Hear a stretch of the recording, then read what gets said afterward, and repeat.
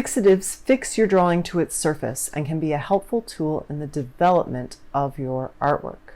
Hi, my name is Carrie, and here on Artist Strong, I help creatives like you build your skill and develop your unique artist voice. I want you to proudly call yourself an artist, and today we're going to talk about using fixative in your art.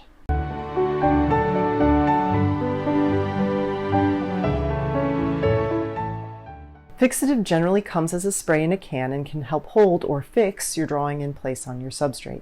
For example, if you draw on your canvas before you paint it, it can be really handy to spray it with a workable fixative and then let it set before you apply paint. This prevents the graphite from moving and smudging into your pigment, muddying your colors, and showing through in the final artwork. It's also really helpful for pencil work, colored pencils, charcoal, and pastels. I'm sure I've missed a few here. Be sure to add them in the comments below.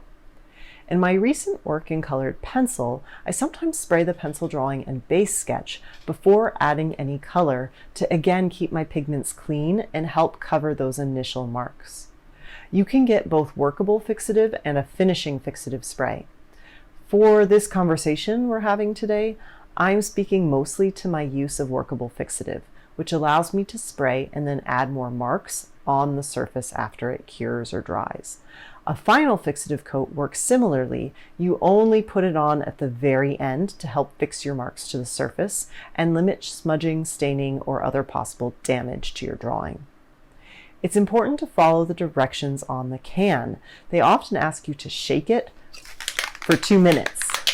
Set a timer on your tablet or phone and get shaking. Enlist a loved one if necessary, but the instructions are there for a reason. I'm looking at you, my rebel artists. When you spray, it's important to be in a well-ventilated space, and if you do this indoors, be sure to obtain a quality mask.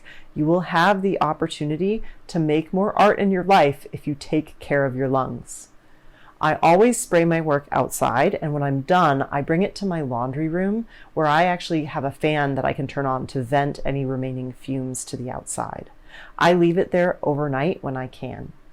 When I apply the spray, I always start the spray off the paper or canvas. Otherwise, the material can pool and stain your surface. We don't want any ugly splotches that ruin the project or that we struggle to cover up. So, the same goes for when you complete spraying. Always finish the spray off of your substrate. I like to spray vertically and then horizontally across my surface to help remove any suggestion of lines from the spray.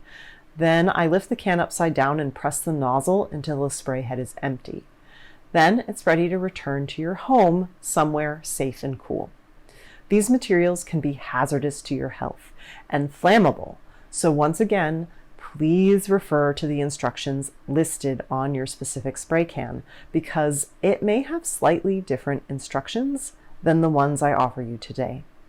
Brands I have personally used include Krylon and Daler Rowney, which I'll link as affiliate links below. Today's sponsor is a little different. It's my friend's course called Finish Strong.